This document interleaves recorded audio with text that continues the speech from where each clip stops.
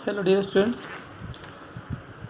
आज हम बात करने वाले हैं त्रैमासिक परीक्षा में जो केमिस्ट्री के पेपर होने वाला है उसकी बात करें। कुछ आईएमपी क्वेश्चंस और ऑब्जेक्टिव डिस्कस करने वाले हैं। पेपर थोड़ा लेवल का आएगा, तो आप लोग पेपर को अच्छे से पढ़ें, उसके बाद ही उसका आंसर करें। जैसे देखें 7 ग्राम नाइट्रोजन गैस का एनटीपी पर आयतन क्या होगा, तो इसका राइट आंसर हो जाएगा 5.6 लीटर। नेक्स्ट है एसटीपी पर। देखो एनटीपी होता है नॉर्मल टेम्परेचर प्रेशर और एसटीपी होता है स्टैंडर्ड टेम्परेचर प्रेशर।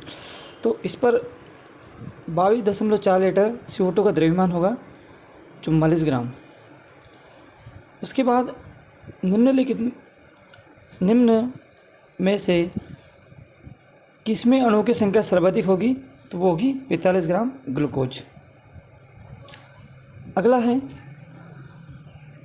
यदि सामान्य ताप दाब और दो गैसों को समान आयतन के दो पात्र में अलग अलग रखा जाए तो उनमें क्या समान होगा, तो उसका जो राइट आंसर होगा उसमें अणुओं की संख्या समान होगी। अगला है 1.6 ग्राम मीथेन को के पूर्ण दहन से उत्पन्न CO2 की मात्रा होगी 4.4 ग्राम। नेक्स्ट है, निम्न में से विलयन की सांद्रता की वह विधि जो तापमान परिवर्तन से प्रभावित होती है, तो वो होगी मोलरता। मोलरता ताप बढ़ने पर परिवर्तित हो सकती है। उसके बाद सार्थक अंक के बारे में एक क्वेश्चन जरूर आएगा। इसमें बताना है सार्थक अंक कितने हैं, तो इसमें जो हमारे सार्थक अंक हो जाएंगे वो 3 हो जाएंगे।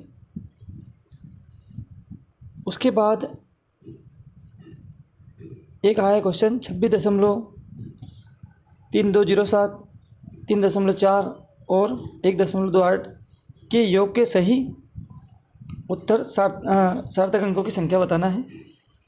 तो इनके जो योग हैं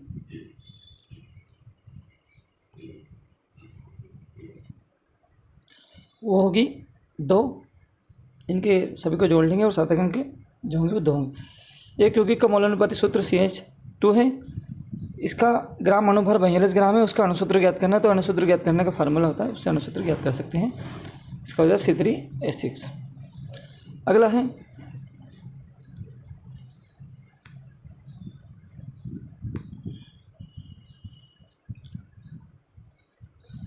22.4 लीटर H2 गैस को 11.2 लीटर Cl गैस STP पर मिलाने पर जो बने HCl के मोलों की संख्या, तो वो 1 मोल हो जाएगी। ऑक्सीजन के 16 ग्राम में अणुओं की संख्या उतनी होगी जितनी कि 1 ग्राम H2 में होगी। अब इसके बाद सही जोड़ी की बात कर लें। सही जोड़ी में पहला है हमारा एनटीपी पर गैस के 1 मोल अणु का आयतन होगा, तो हो जाएगा 22.4 लीटर। विलायक के 1000 ग्राम में विलय के मोलों की संख्या को हम मोलरता के नाम से जानते हैं। एक ही प्रकार के परमाणु से बना पदार्थ कहलाता है, वो कहलाता है अणु।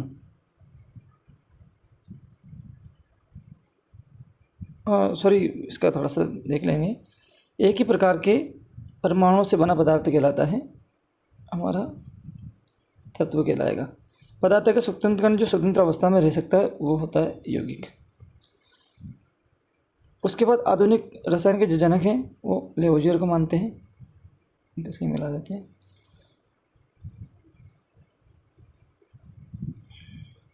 तो इस तरह से हम सही जोड़ी को मैच कर सकते हैं। उसके बाद नेक्स्ट है, देखो 2 नंबर वाले क्वेश्चन भी आ सकते हैं। सीमांत अभिकर्मक हवा को हमेशा समांगी मिश्रण क्यों नहीं मानते हैं। समांगी मिश्रण वे मिश्रण होते हैं जो एक दूसरे में समाहित हो सकते हैं, लेकिन हवा में बहुत सारे छोटे कण भी हो सकते हैं, बड़े कण भी हो सकते हैं, इसलिए समांगी मिश्रण नहीं मानते। विलयन की मोलरता पर ताप का प्रभाव पड़ता है। अपन ने देखा है कि हाँ पड़ता है, क्यों पड़ता है। यौगिक के मोलानुपाती सूत्र को परिभाषित करिए। परमाणु द्रव्यमान की मानक इकाई को हम AMU में रिप्रेजेंट करते हैं, तो ये भी सरल से क्वेश्चन है। तत्व का 1 ग्राम परमाणु क्या होता है, ये याद कर लेना। उसके बाद हम किस प्रकार सिद्ध करेंगे कि हवा मिश्रण है, यौगिक नहीं। तो आपको यौगिक की परिभाषा याद होगी कि जब दो या दो से अधिक तत्व पदार्थ आपस में एक निश्चित अनुपात में मिलेंगे तो यौगिक बनेगा, जबकि हवा में तो बहुत सारे कण किसी भी अनुपात में मिल सकते हैं। मोल संकल्पना बता देना। इसका एक कॉन्सेप्ट होता है कि जिस तरह से 1 दर्जन केले की बात करें तो उसमें 12 केले होते हैं, उसे 1 दर्जन कहते हैं। उसी प्रकार जो कणों का जो समूह होता है उनको भी हम मोल के नाम से जानते हैं, और उसकी वैल्यू 6.23 × 10⁻23 कणों का समूह जो होता है उसको हम 1 मोल के नाम से जानते हैं। तो बेसिक सी बात है। मोल और अवोगाड्रो संख्या से आप क्या समझते हैं, ये भी सिंपल क्वेश्चन है। उसके बाद किसी पदार्थ के अणु सूत्र और मूलभूत सूत्र में क्या संबंध होता है, इसका संबंध बता देना। स्टोक का नियम। मीथेन के दहन से मीथेन को सीमांत अभिकर्मक क्यों मानते हैं। 50 ml को 50.0 ml में क्या अंतर होता है। कन्वर्जन है, कन्वर्ट कर देना इसको। उसके बाद जो आपका सेकंड चैप्टर है, 3p कक्षक में कितने नोड होते हैं। तो हम जानते हैं कि जो नोड होंगे इनको नोड बोलते हैं हम। तो इसमें केवल एक ही नोड होगा, राइट आंसर होगा इसका 1 हो जाएगा। उसके बाद 4d कक्षक में कितने कोणीय नोड होंगे, इसका आंसर 2 हो जाएंगे। नेक्स्ट है निम्नलिखित में से किसके आधार पर इलेक्ट्रॉन के निश्चित मार्ग या परिक्षेपक के अस्तित्व की संभावना समाप्त हो जाती है, हो जाएगी हाइजेनबर्ग का निश्चित सिद्धांत। आपने पढ़ा होगा किसी कण की स्थिति और संवेग को एक साथ हम ज्ञात नहीं कर सकते, हाइजेनबर्ग ने ऐसा बताया। तीसरी कक्षा से संबंधित कक्षों की कुल संख्या कितनी होगी। जो तीसरी कक्षा आती है हमारी, हम जैसे 1s, फिर 2s, 2p, 3s, 3p, ये पहली कक्षा, ये दूसरी कक्षा, ये तीसरी कक्षा से संबंधित कुल कक्षकों की संख्या। तो ये p कक्षक जो होते हैं उसमें 3 कक्ष होते हैं, इसमें एक ही होगा। फिर 2p में भी 3 होंगे, फिर इसमें भी 1 होगा और इसमें भी 1 होगा। तो 1 2 3 4 5 6 7 8 9, तो हमारा राइट आंसर हो जाएगा 9। कुल 9 कक्षक होंगे। फिर इसके बाद आता है समान इलेक्ट्रॉनिक विन्यास वाले आयनों का युग्म बताना है। तो समान इलेक्ट्रॉन किन में होंगे, तो ये जो युग्म होता है इलेक्ट्रॉन की संख्या देखना। तो ये जो युग्म है आप करके देख भी सकते हैं। तो Fe3 पॉजिटिव और Mn जो होता है वो दोनों समान इलेक्ट्रॉन वाले युग्म होंगे, क्योंकि हम जानते हैं जो आयरन होता है Fe, इसका जो परमाणु क्रमांक है वो 26 होगा और Mn इसका परमाणु क्रमांक 25 होगा। अगर Fe की बात करें तो Fe अगर 3 पॉजिटिव के रूप में है तो इसमें 3 इलेक्ट्रॉन की कमी हो जाएगी, तब इसका इलेक्ट्रॉनिक विन्यास हो जाएगा 23। और Mn में अगर 2 पॉजिटिव है, 2 इलेक्ट्रॉन की कमी हो जाएगी, तब इसका 23 हो जाएगा। तो दोनों में इलेक्ट्रॉनों की संख्या सेम रहेंगी। इस तरह से इसका आंसर हम कर सकते हैं। फिर नेक्स्ट है निम्न में से कौन सी तरंग दैर्घ्य सबसे कम होगी। तो जबकि वे समान गति से गमन कर रही है, तो ये जो प्रोटॉन होगी वो सबसे कम होगी। फिर इसके बाद के शेल की बात करें, के शेल या कक्षीय के 2 इलेक्ट्रॉनों में भिन्नता होगी। तो जो स्पिन क्वांटम नंबर है, हमने देखा होगा कि जो इलेक्ट्रॉन होते हैं किसी भी कक्षा में अधिकतम 2 इलेक्ट्रॉन आ सकते हैं, और वो जो कक्षा होता है उसमें उनके चक्रण जो होते हैं वो विपरीत दिशा में होंगे। तो जो हमारी स्पिन क्वांटम संख्या है वो भिन्न होगी। इसके बाद नेक्स्ट देखते हैं चुंबकीय क्वांटम संख्या किससे संबंधित है। ये जो अभिविन्यास होता है उससे चुंबकीय क्वांटम संख्या संबंधित है। Ni2 पॉजिटिव में अयुग्मित इलेक्ट्रॉनों की संख्या कितनी होगी। तो Ni अगर हम निकाल के देखेंगे तो अयुग्मित इलेक्ट्रॉन की संख्या 2 होगी। पोटेशियम या के उसका संकेत है, परमाणु क्रमांक 19 के बाह्यतम कोश की चारों क्वांटम संख्या है हम देख लेंगे N, L, M और S। तो N तो उसका 4 हो जाएगा, S में इलेक्ट्रॉन जाएगा आखिरी वाला उसका पोटेशियम का, हम लिखते हैं NS1। ये उसका आखिरी इलेक्ट्रॉनिक विन्यास है, इसका मतलब या यूँ कह सकते हैं 4S1 जीरो हो जाएगा, इसका मान भी जीरो हो जाएगा, और एक ही इलेक्ट्रॉन है तो वो +1/2, जो इसका ये वाला ऑप्शन है बिल्कुल सही है। फिर उसके बाद दिगंशी क्वांटम संख्या वाले उपकोष में कुल कक्षकों की संख्या होगी, वो हो जाएगी 12 + 1। उच्चतम तरंग देने वाला विकर्ण कौन सा है, तो वो है रेडियो तरंगे। समस्थानिकों में किसकी संख्या समान होती है, प्रोटॉनों की संख्या समान होगी। एक तेल की बूंद पर आवेश 6.39 × 10⁻⁻19 C है, तो तेल की बूंद में इलेक्ट्रॉनों की संख्या कितनी होगी, वो 4 हो जाएंगी। अगला है 4D इलेक्ट्रॉन के लिए निम्न में से कौन सा सही क्वांटम संख्याओं का सेट है। ये सेट है, ये बिल्कुल सही है।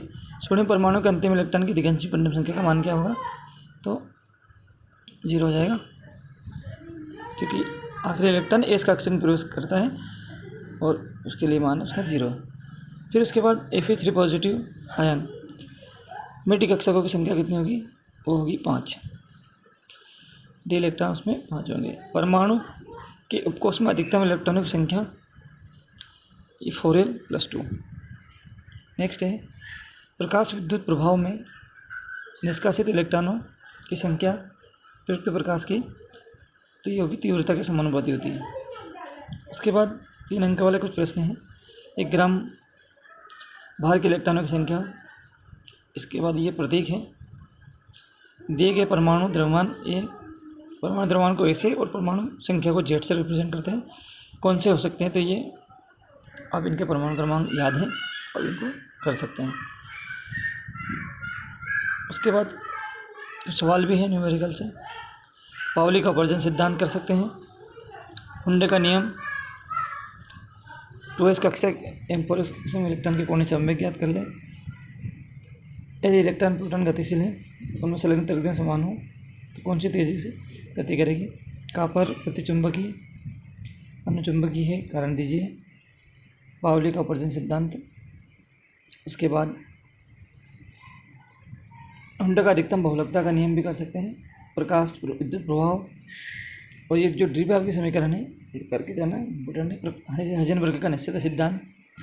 अर्धपूर्ण और पूर्ण भरे कोष में इलेक्ट्रॉनिक अवस्था स्थायी होगी, तो ये पूर्ण भरे हुए कोष की इलेक्ट्रॉनिक अवस्था बिल्कुल स्थायी मानी जाएगी। अब्बाओ का नियम लिखिए। N+L नियम लिखना आपको। N+L नियम का मतलब होता है कि N मतलब मुख्य क्वांटम संख्या और दिगंशी क्वांटम संख्या। इससे इस नियम के द्वारा हम ये ज्ञात कर सकते हैं कि कोई भी परमाणु जो कक्षक होता है उसमें इलेक्ट्रॉन पहले किस में प्रवेश करेगा, तो ये वैल्यू इसके द्वारा बता सकते हैं। उसके बाद क्वांटीकरण क्या है, तो क्वांटीकरण समझा देना। फिर अब तीसरे चैप्टर की बात कर लेते हैं। तत्वों का वर्गीकरण और गुणों में आवर्तीयता।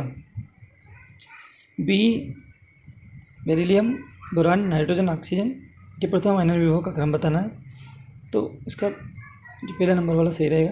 एक तत्व का परमाणु क्रमांक 11 है, इसके ऑक्साइडों की प्रकृति कैसी होगी, तो जाहिर सी बात है 11 परमाणु क्रमांक सोडियम का होगा और उसका राइट आंसर हो जाएगा क्षारीय प्रकृति का, क्योंकि इनके ऑक्साइड जो होते हैं प्रबल क्षारीय प्रकृति के होते हैं। उसके बाद तीसरे नंबर वाला है, इसका राइट आंसर हो जाएगा ये।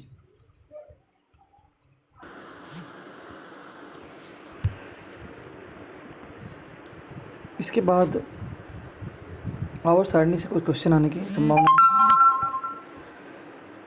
सबसे अधिक आयनिक त्रिज्या किसकी है, तो सिर्फ और आवर्त सारणी के किसी भी वर्ग में नीचे की ओर जाने पर कौन सा गुण नहीं बदलता है, तो संयोजकता, इलेक्ट्रॉन नहीं बदलेंगे कभी भी। फिर लिथियम के असामान्य व्यवहार के या लिथियम और मैग्नीशियम के रासायनिक व्यवहार को प्रदर्शित करना है, विकर्ण संबंध बताना है इसमें। इस तरह से क्वेश्चन पेपर आपका आएगा। आप चाहे तो मुझे कमेंट सेक्शन में बता सकते हैं, मैं इसका PDF आपको सेंड कर दूँगा। स्क्रीनशॉट भी आप ले सकते हैं इसका। सर्वाधिक इलेक्ट्रॉन बंधुता किसकी होगी? प्रबल आक्सीकारक कौन सा तत्व है? हम जानते हैं फ्लोरीन होते हैं। क्लोरीन के इलेक्ट्रॉन बंधुता सबसे ज़्यादा है। फिर उसके बाद ये परिरक्षण प्रभाव से क्वेश्चन आएंगे। नाइट्रोजन का आयनन विभव 2 नंबर के क्वेश्चन आ सकते हैं।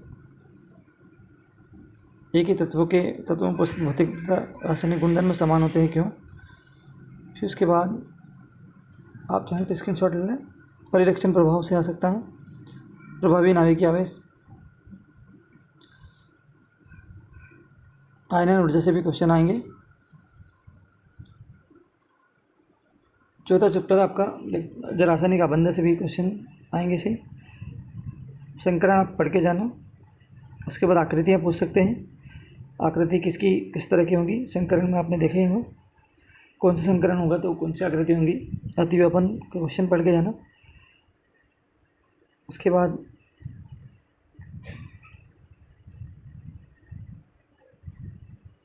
सही जोड़ी है। आयनिक बंध जो होगा इलेक्ट्रॉनों के स्थानांतरण से होगा। सहसंयोजी बंध जो होगा वो इलेक्ट्रॉनों की साझे से होता है। उपसंयोजक बंध इलेक्ट्रॉन युग्म दाता के होगा। और HCl द्रव है, HF एक गैस है, इस तरह से भी बता सकते हैं। जिससे द्वितीय आगमनों का सूत्र होता है E/D। रेखीय आकृति BeCl2 की होगी। आप लोगों ने पढ़ा ही होगा, संकरण में सारी चीज़ें मेंशन से। कुछ क्वेश्चन इस तरह से भी आ सकते हैं। अभी मैं इसके लिए एक पूरा वीडियो बना दूंगा जिसमें पूरा इसका डिस्क्रिप्शन रहेगा। ऑर्गेनिक से भी IUPAC नाम आ सकते हैं।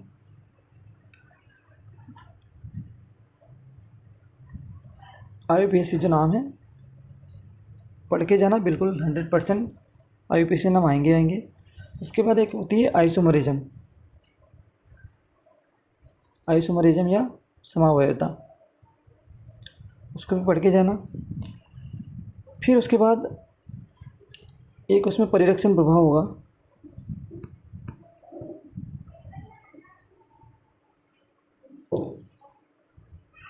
परिरक्षण प्रभाव भी पढ़ जाना।